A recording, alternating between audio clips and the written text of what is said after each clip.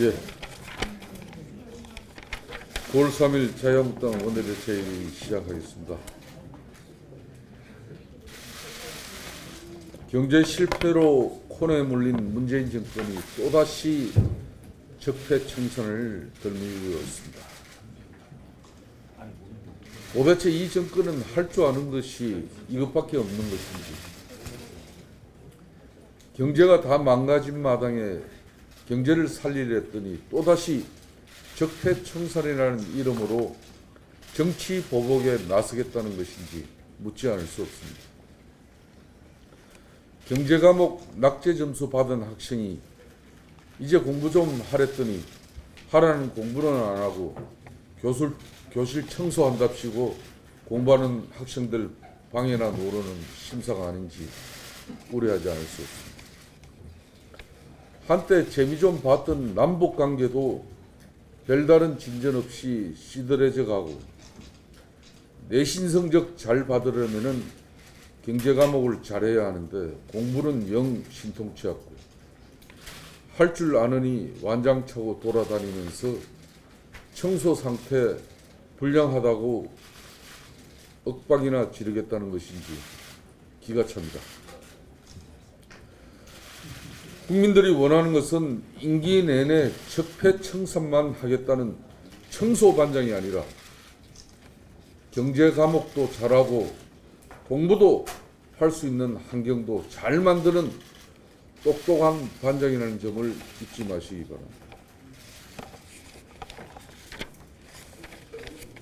고용지표도 빵점, 분배 지표도 빵점, 여기저기서 국민들은 죽겠다고 아우성인 마당에 민주당, 정부, 청와대만 똘똘 뭉쳐서 소득주도 성장을 보완하고 속도를 높이겠다는 도원 결의는 또 무슨 뜻인지, 국민의 목소리에 귀 기울이지 않는 정권은 결코 오래가지 않는다는 사실을 국민들은 잘 알고 있습니다.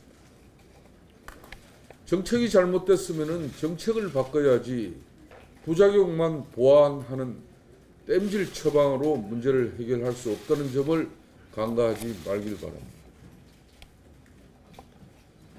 처방이 잘못돼 약물에 부작용이 생겼으면 부작용을 고치는 약물을 또 투입할 것이 아니라 근본적으로 진단과 처방을 바꿔야 한다는 점을 잊지 말기 바랍니다.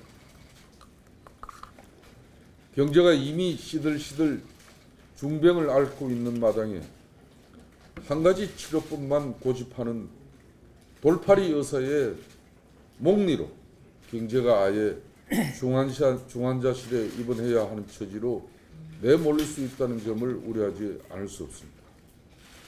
소득주도 성장을 보완하는 데 속도를 높일 것이 아니라 소득주도 성장을 폐기하고 정책을 바꾸는 데 속도를 높여주시기 바랍니다.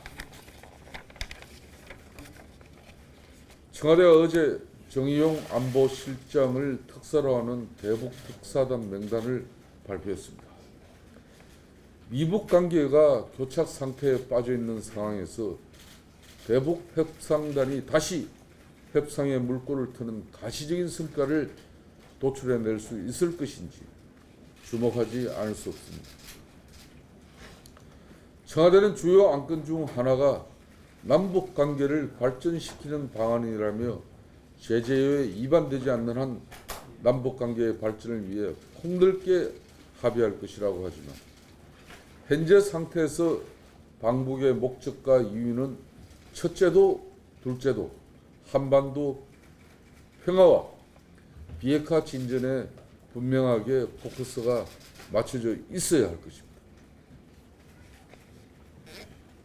그럼에도 불구하고 북한산 석탄 밀반입으로 이미 제재를 위반하고 있는 상황에서 대북 특사단이 폭넓게 협의해야 할 대상은 제재에 위반되지 않는 범위가 아니라 제재에도 불구하고 미북 대화가 재개되어야 하는 이유라는 점을 명심하기 바랍니다.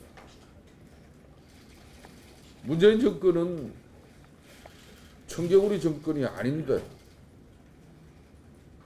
핵 폐기를 위한 유엔 안보리 제재 이외에 왜 한국 정부만 유독 기술적으로 교묘하게 제재를 속여서 남북관계 개선이라는 미명으로 국제사회에 한결된 바람을 이렇게 힘을 빼는 일을 하고 있는지 즉각 중단되어져야 합니다.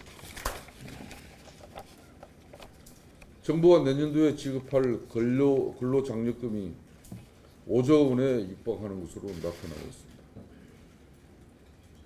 정부가 국회에 제출한 2019년 조세 지출 계획서에 따르면은 저소득 가구 소득분에 대해 환급하는 근로장려금의 지급 대상 요건을 완화하고 지급액을 늘리면서 내년도 지급액은 올해보다 무려 3.6배나 늘어날 예정인 것으로 나타나고 있습니다.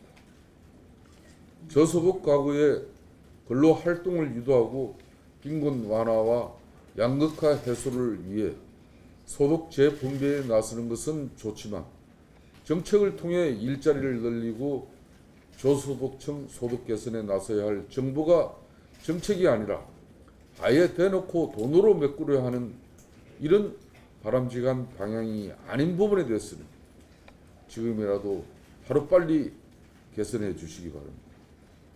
가뜩이나 이 정부 들어 소득 양극화가 점점 심화되고 있는 마당에 지급 대상을 넓히고 지급액을 늘리면은 당장의 소득 격차는 조금이나마 줄어드는 것처럼 보일지 모르지만 그것으로 소득 주도 성장 실패가 상쇄되지 않는 점을 명심하시기 바랍니다.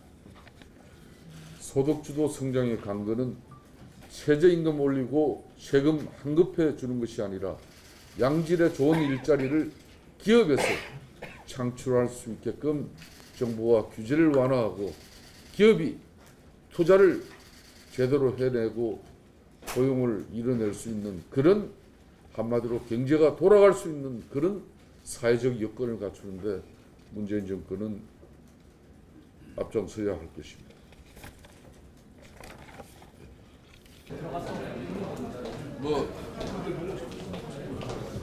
이설기 저쪽인데 빨리 자 물어보고 싶은 거 있으면 물어보세요.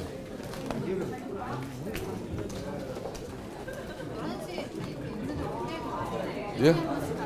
예?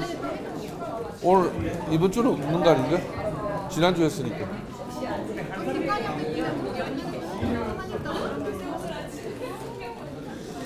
만일 국회의장 주최로 원내대표 회담을 한다 그러면은 지난 주말 당정청이 모여서 소득주도 성장에 중단 없는 이런 전진을 계리한 그런 문재인 정권의 오기에 대해서 절대 국회도 거기에 보완해동해서는 안 된다는 그런 입장을 분명히 전달하도록 하겠습니다. 대표 어제 손학규 대표가 선출된 이후에 연동형 비례제를 같이 선거구제 개편하자 이렇게 주장했는데요. 혹시 한국당은 여기에 대해서 입장이 어떠십니까?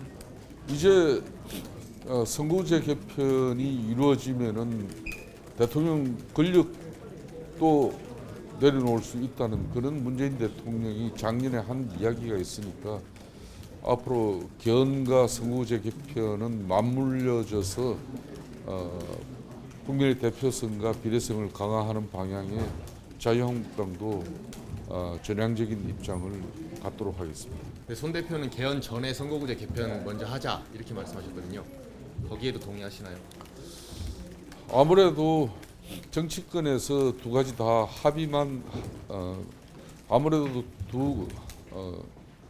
개헌이든 선거구제 개편이든 정치권에서 합의가 이루어지지 못하면 결코 성사될 수 없는 내용이니까 국회에서 선거구제 개편이 우선 이루어진다면은 그 부분도 존중할 필요가 있다고 보고 있습니다.